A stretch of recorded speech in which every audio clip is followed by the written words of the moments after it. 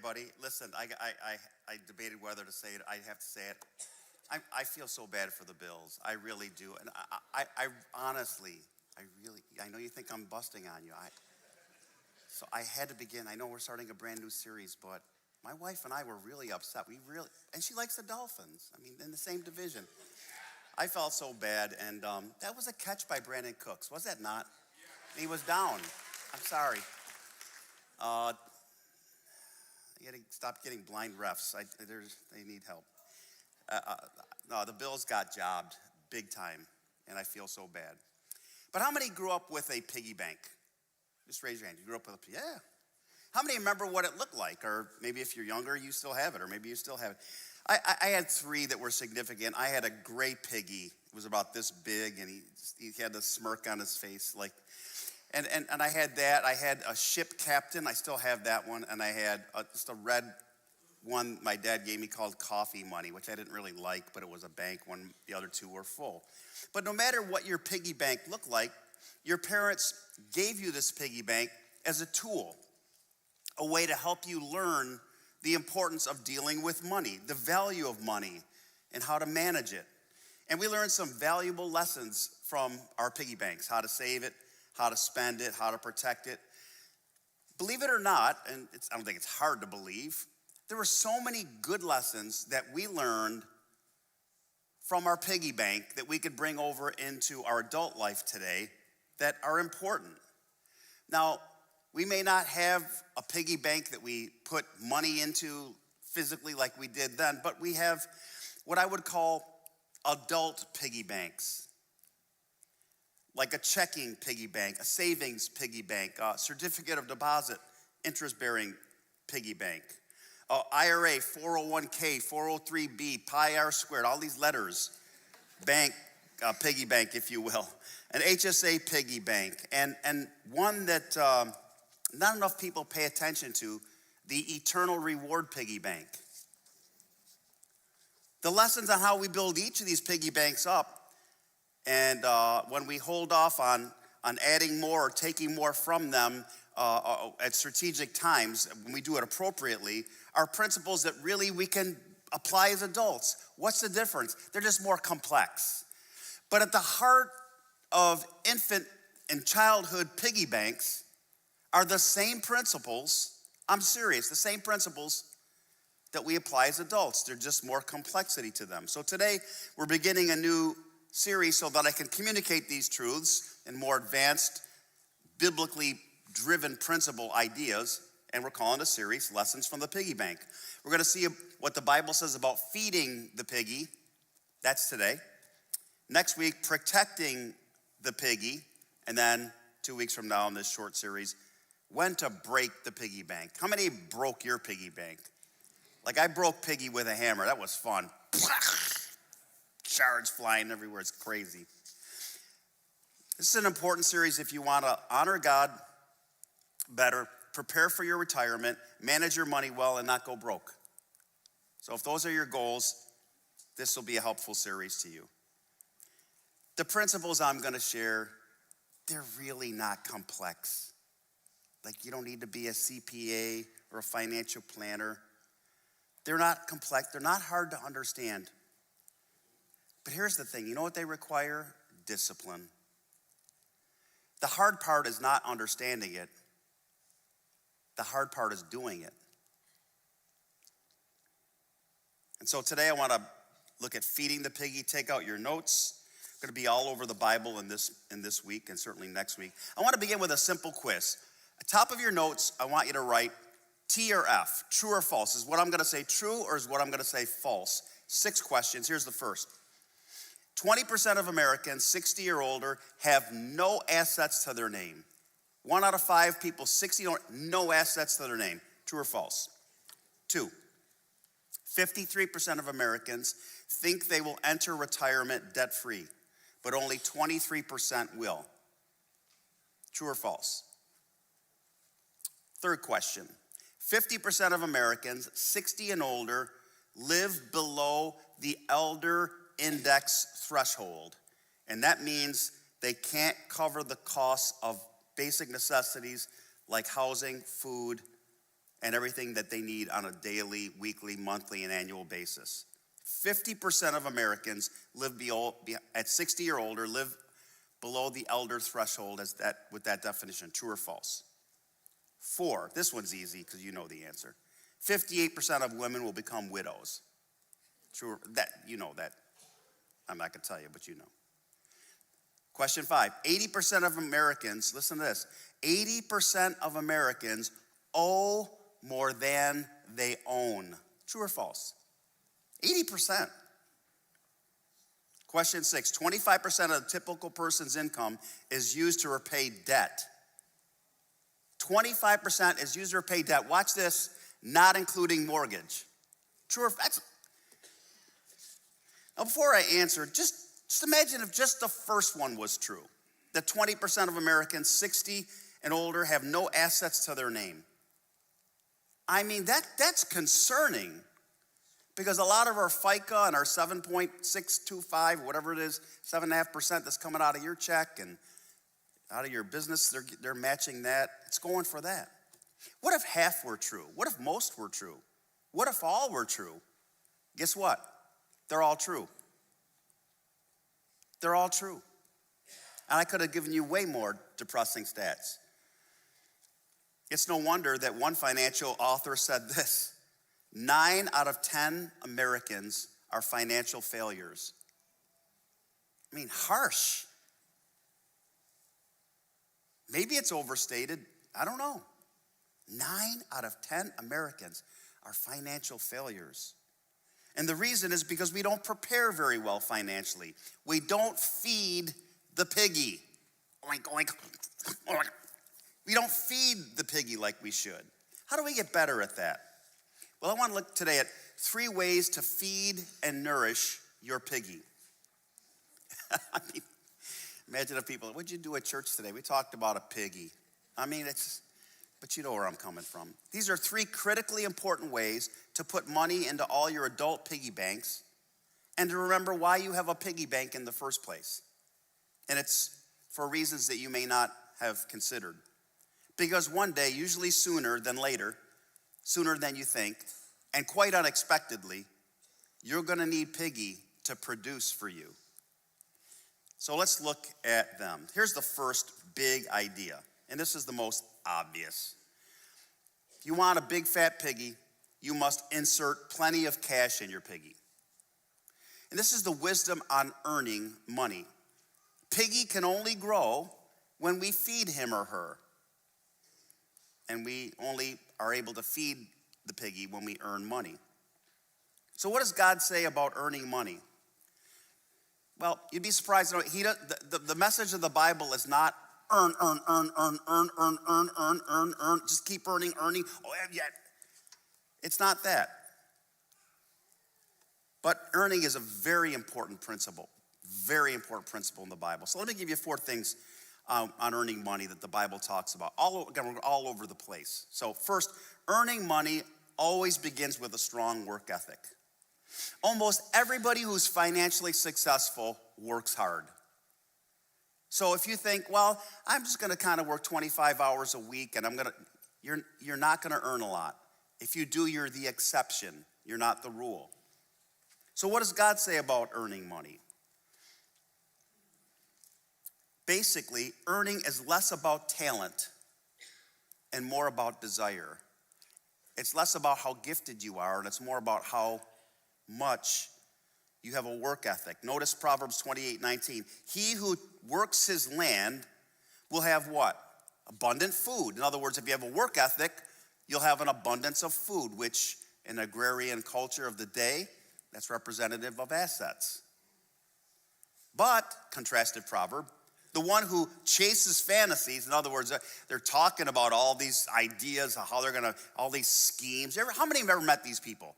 They always got a new scheme. I'm going to do this. I'm going to do that. I saw this commercial. I was on YouTube at 3 a.m. and I saw this ad to be $1 million. I'm going to buy this business.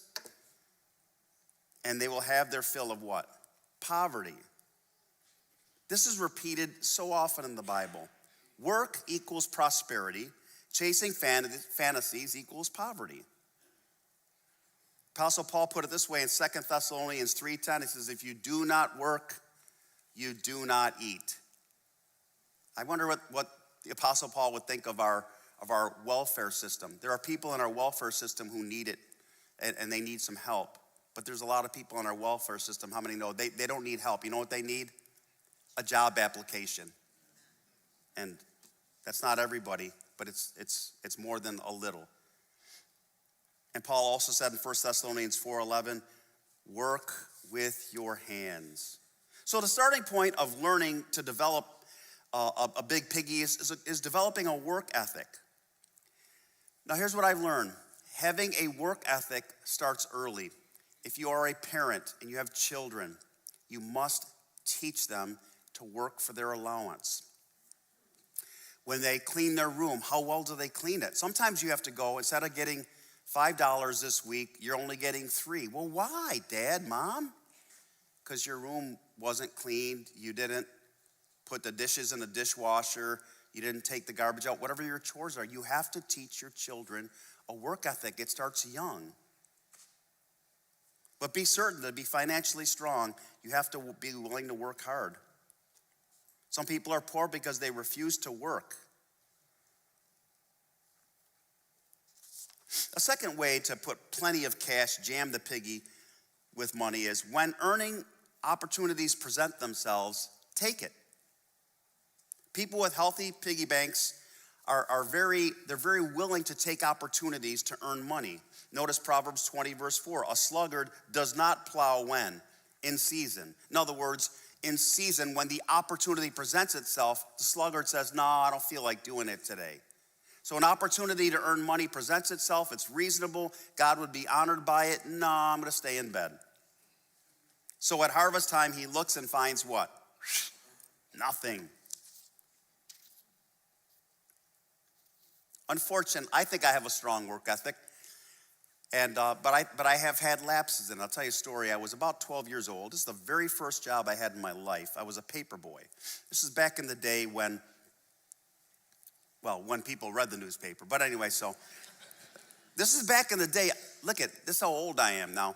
This is back in the day when they delivered the Democrat and Chronicle early in the morning, and then how many remember in the afternoon the Times-Union? Ooh, okay. So I delivered the Times-Union. I'd come home from school, grab a snack or something, and then I would get out and I'd go to the house about 4 houses down on Dawnhaven Drive. I'd go to the home, and you get the paper, and you have to put in the supplements. You had to do it yourself. So you'd get like CVS, Walgreens, Walmart, JC, Penney, whatever, and you put them all in there, and then you'd stack it up, and then you'd have a bag and a book. And I had purchased, you had to buy it from the previous guy because the bag was the property of the previous paperboy. I bought the bag and the book was, this is where you had, every week you had to pay, and if you paid, you'd get the perf tab and give it to the people, and they give you them, and then the book would say, you haven't paid me. Well, look at the book. So you had to buy the book and the bag. So I had this for a month or two, and I bought it toward, fall when the kid was going back to school, and I bought it. And it started, and how many know in September it can get cold in Rochester? How many know in November it's really cold? So it was a really cold day one day, and my cousin Matt, AKA the devil. Hey Matt, love you if you're watching.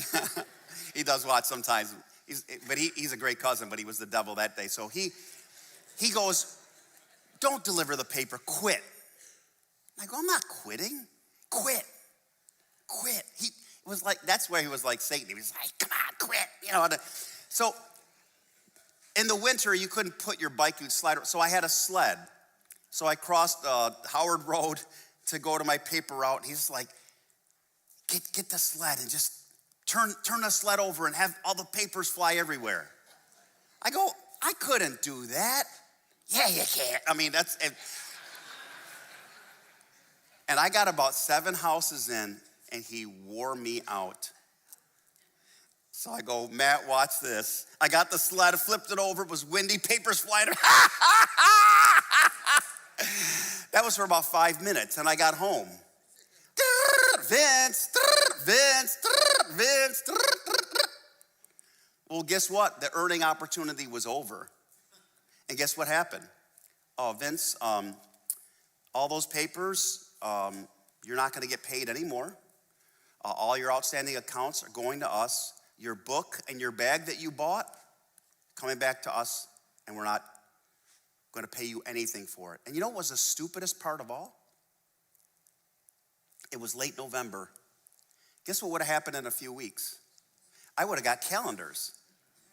And calendars, you got them for free, and you go to the home and go, here's your calendar, and you'd get paid. And that's when you scored big money. So call me a loser because I blew an earning opportunity. And when a good job presents itself, don't do what Vince did. Inspired by my cousin Matt. My cousin Matt's friends are there. Make sure you tell Matt I still love him. But when you have seasons in life to earn money, earn it. Let me talk a little bit. I've used this chart before. I love this chart. I want you to think about your life and your earning potential. Think about your life and your earning potential. I want to break out this chart. This, I'll get over here so you all can see it. Think of your life as your life from infancy till your mid to late 20s. Let's call that your learning period. And then from your mid to late 20s to your mid to late 50s, let's call that your earning period. And then your life when you're late 50s for the rest of your life, let's call that your yearning period. So you have your learning period, right? You're learning a craft, a career, learning how to earn money.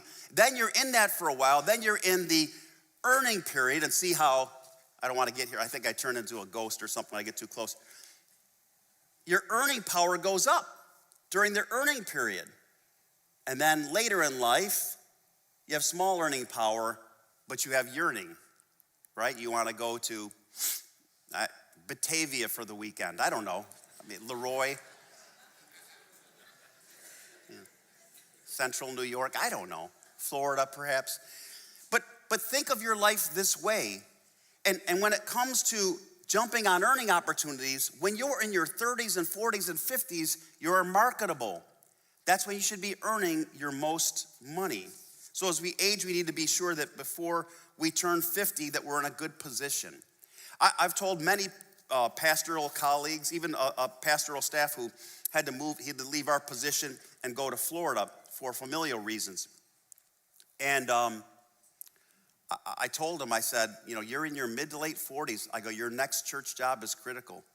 Because I don't mean any disrespect, I'm just being honest. When you're 55 and 58, churches aren't looking to hire you. Unless it's to be a chaplain or something like this, or a care position. So you have to do that. Third is a word of balance. Never let desire to earn produce a greedy spirit. This is important. So the Bible does say, boy, when there's an opportunity to earn, jump on it. But the Bible cautions you can do this to your own detriment, and it can produce a greedy spirit in you. So be careful to discern earning power and make sure it doesn't turn into a yearning greed. Greed is so sneaky, isn't it? You could think, I'm so generous, and a week later you could be the greediest person in the world. A day later. I've seen it in my life. Look at Proverbs 28:20. A faithful man will be richly blessed. He works hard, he works consistently, seizes on opportunity. But one eager to get rich will not go unpunished. So earning opportunities are not about getting rich, having lots of money.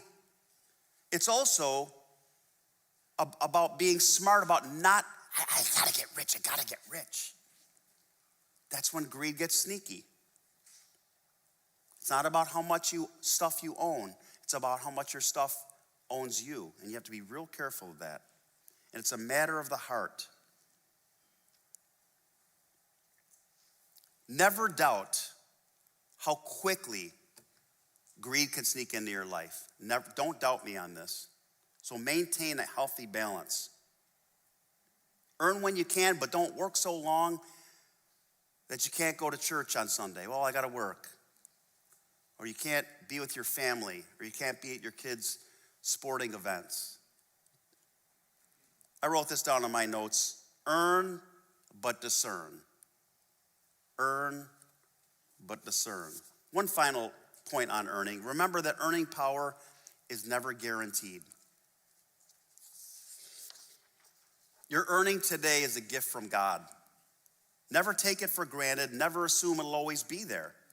James tells us this in the New Testament, James 4:13-14. James talks about this presumptive spirit where he says, now listen, you who say, today or tomorrow we're going to go into this city or that city, spend a year there, carry on business, and make money. And look at James' commentary on that created assumer. He says, why, you don't even know what will happen tomorrow. So don't assume your income is guaranteed. I have many friends here. You just show up for work one day and your boss shows up, I got some bad news, you're out. It happened to me. Don't presume upon your future. Don't take your job for granted.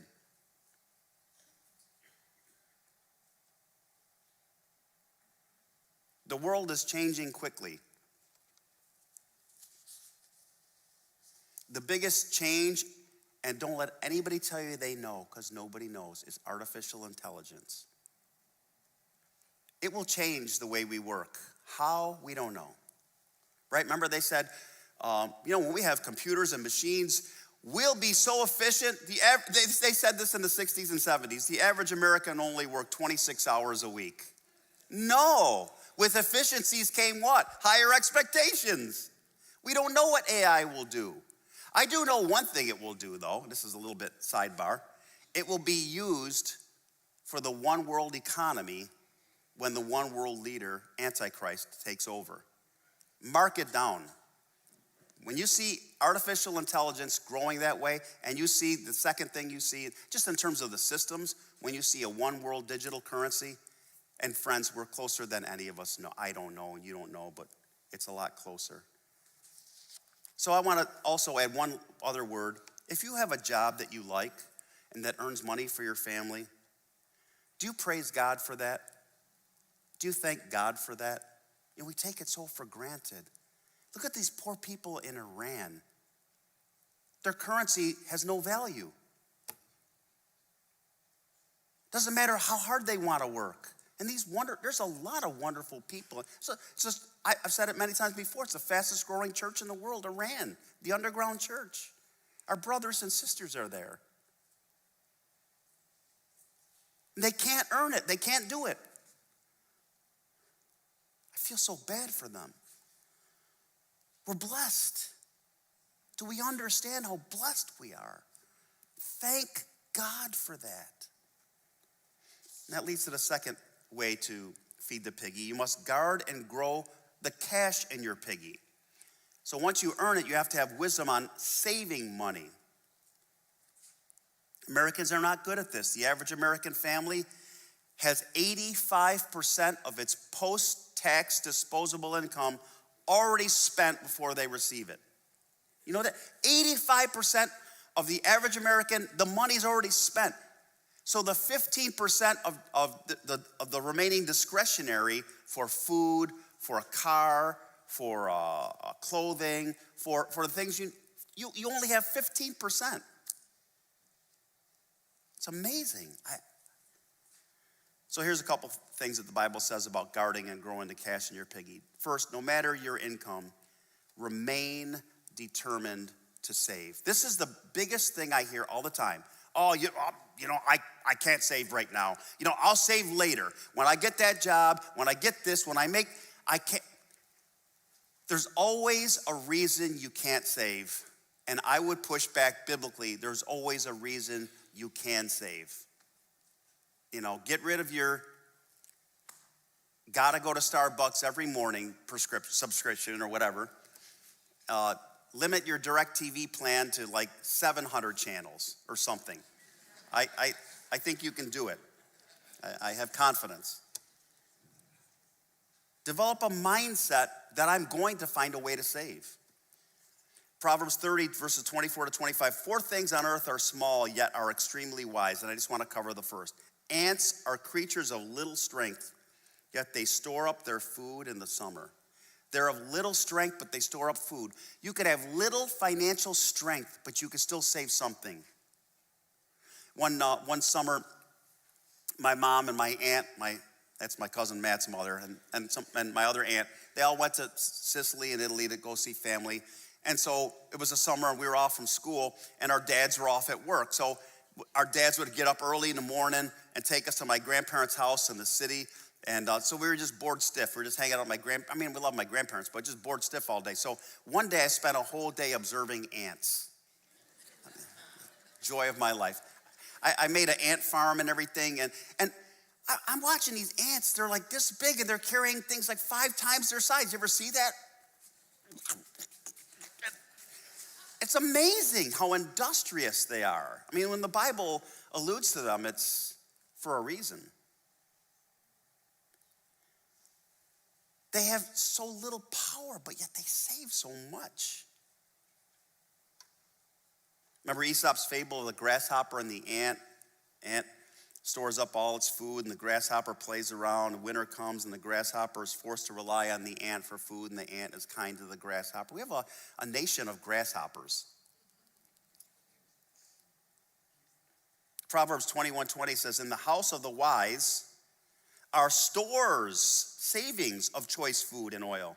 But a foolish man devours all he has, i.e., kaput, no savings. You go, Vince, how do I save? Let me give you a few practical ways to save. So simple. Number 1, payroll deduction. By the way, the principle behind all these, if you don't see it, you can't spend it. Payroll deduction. Just take it out. You don't want to know. Just do it. Just take 5% and put it in retirement or whatever. Just take it out. Payroll deduction. Here's a second. Choose a company 401k or IRA. I tell my kids and they've listened. If the company ever says, we'll match 5% in retirement, you better put 5%. Why would you overlook free money? If you got to drive a jalopy, you better take advantage. Here's a third for those, I'm not into all that. The envelope system. I swear it works. Or if you're a cash operating person, that's fine. I think that's wonderful. Get an envelope and put cash in it and then put it out of sight. But you got to find a way to segregate that money if you want to save. Second, even saving a little eventually adds up to a lot. Because that's what a lot of people say. Well, you can only save $5 or $10 a week. But I'm telling you, it adds up a lot. We overestimate what we can do in weeks and months, and we underestimate what can happen in 10 and 20 years. We really do. Proverbs 13:11 says, dishonest money dwindles away, but he who gathers money, what? Little by little, what? Makes it grow. My kids, they got so sick of me saying this, I would always say, a lot is a lot of littles. Oh, Dad. I ran a few numbers to make this point. Let's say you save $5 a week. Say you get paid every other week, $10 a paycheck, just $10.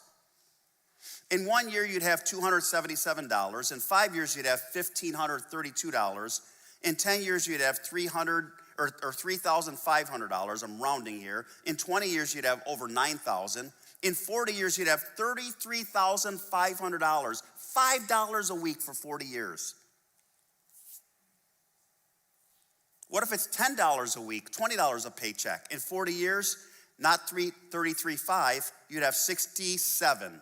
How about $50 a paycheck in 40 years? $168,000. How about $100 a paycheck, $50 a week, 40 years? $335,000. How about $200 a paycheck, $100 a week? Just $100 a week in 40 years, you'd have $670,000. Just $300 a paycheck, $150 a week. That's a lot. I mean, I'd say just, but yeah, it's a lot. 40 years, you'd be a millionaire.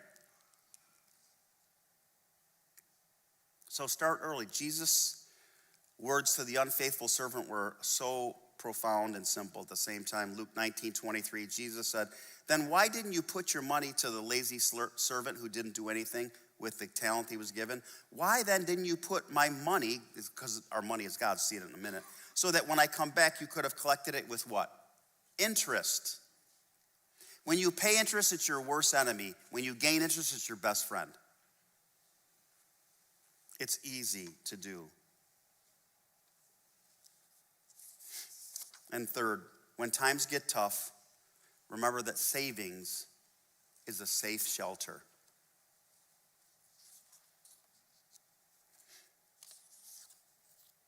You should have short-term savings, and you should have long-term savings. What are short-term savings? Short-term savings, I want to save up for my first house. You know, that's long-term. Well, it's short-term because it's only a few years of your life. I want to save up for my next car. I want to have money for when I have this surprise crisis happen. What's long-term savings? Retirement. So think of savings as short-term, long-term. Look at Ecclesiastes 7:12. Wisdom is a shelter as money is a shelter. What's he saying there? When you have wisdom in your life, wisdom protects you from making dangerous decisions. And it's this wisdom as a shelter for your life morally, just like money is a shelter for your life economically.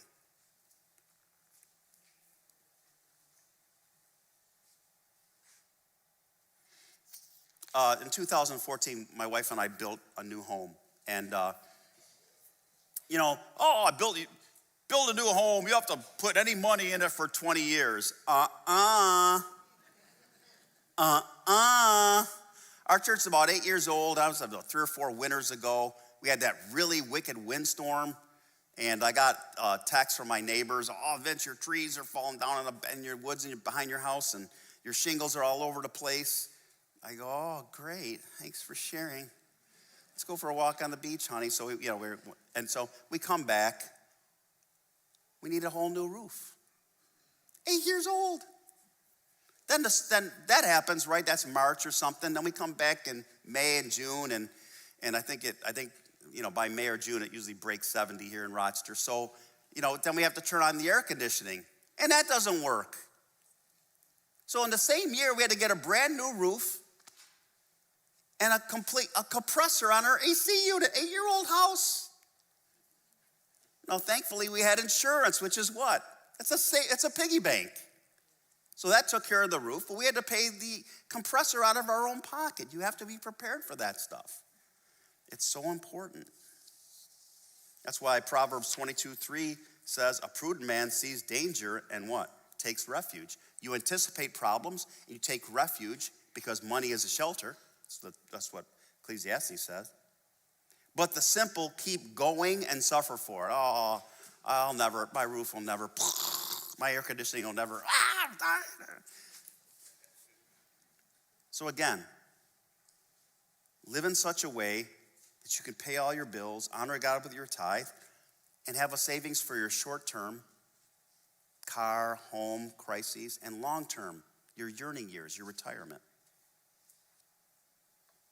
One last word about this. I think it's important before I get to the last point, which will be quick and brief. Some people think it shows a lack of faith to save money for retirement.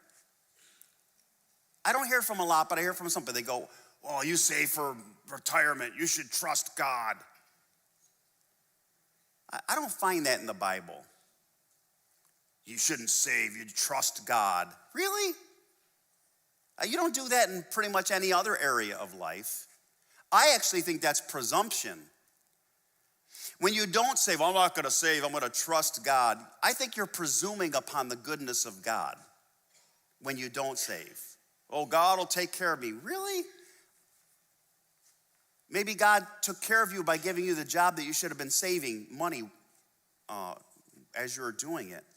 So please don't presume upon God. He is good. He is gracious. He does for us what we do not deserve. Never forget this. But please don't presume upon him. The third and final way, and this is really a quick one, to remember to preserve your piggy is just simply this. Remember who owns your piggy. Wisdom on the source of money. You go, well, I worked for my money and I saved my money. Okay, and you did. But I have a few questions for you. Who gave you the job that you have? God. Who gave you the gifts to do it? God. Who gave you the land of opportunity you live in? God. Who gave you the extra money because you got a nice raise? God. Who gave you the ability to earn interest? God. Who gave you the wisdom to invest? God, God, God, God, God, God, God. Look at some of these scriptures. Proverbs 17:16. Of what use is money in the hand of a fool, since he has no desire to get wisdom? God says wisdom is vital to handling money, and God is the source of wisdom. What's the theme of Proverbs? The theme of Proverbs, I think it's Proverbs 1:7, says the fear of the Lord is the beginning of wisdom. Why are there so many foolish people in our world? Simple. There's so many foolish people because they do not fear God. They have no reverence for God. There is no fear of God in their eyes, the scriptures say. He's also the source of wealth. Look at Deuteronomy 8:18. I know it's in the Old Testament, but it's true of any testament. Remember the Lord your God, for it is he, God, who gives you the ability to what? Produce wealth.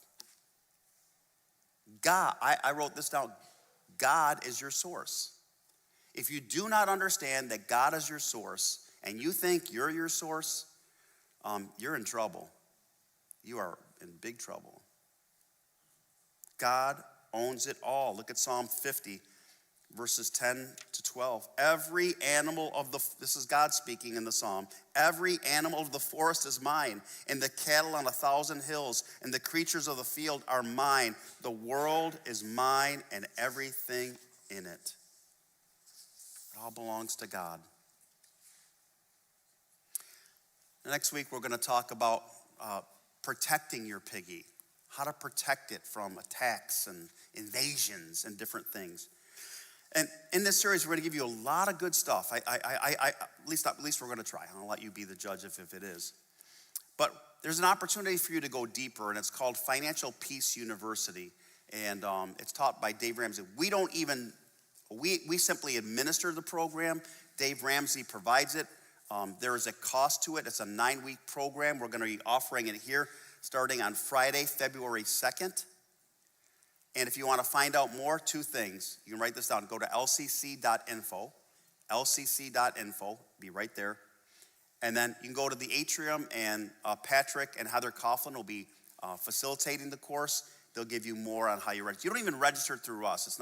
You register through the Ramsey organization, the FPU, Financial Peace Organization. And I highly encourage you to do it because I've had people in our church that are super generous in our church, super great with money, and they took the class and they go, I learned a ton of things. I'm even better at it. So it's not like, I'm broke. I'm going to go, bankrupt. So let me take the class. It's not, that's a misnomer. It's really a good class for everybody. So let's bow our heads. And let me just ask you a couple questions. Are you jamming cash appropriately in your piggy bank? Are you earning it? Are you willing to work hard when you have to, but not work hard all the time where you squeeze God and your family out?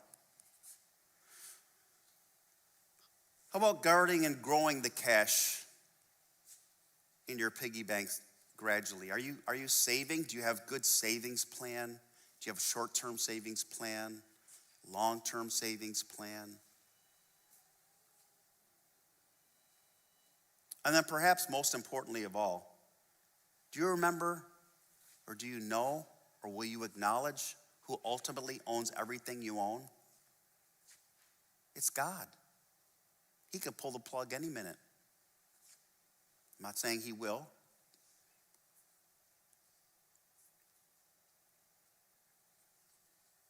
He owns it all. Therefore, we say, well, you should give 10% to God. Forget that for now. Just remember this.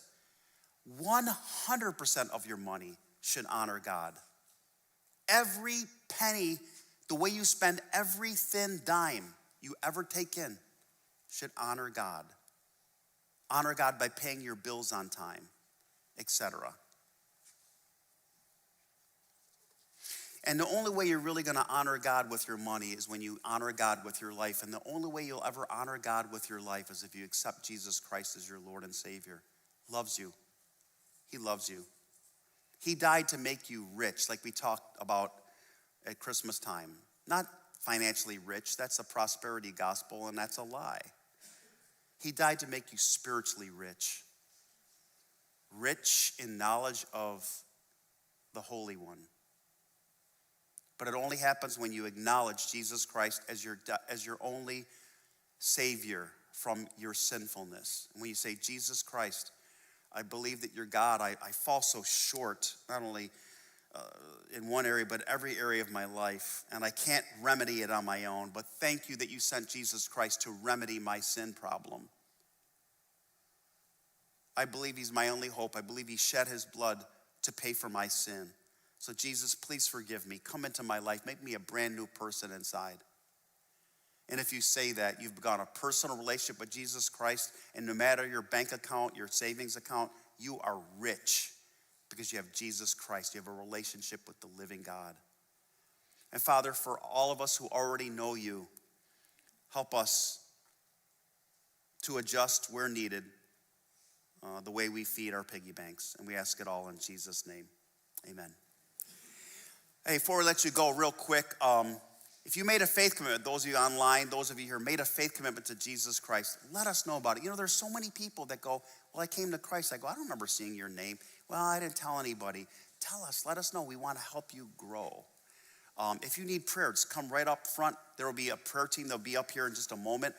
They'll pray for your needs confidentially. If you want to turn in a prayer request, your Connect card, bring it to Next Steps. Remember, FPU is out there. I will be out there at Next Steps. I would love to meet you, especially if you're new here. I love you guys, and I hope you have a great afternoon. Thank you.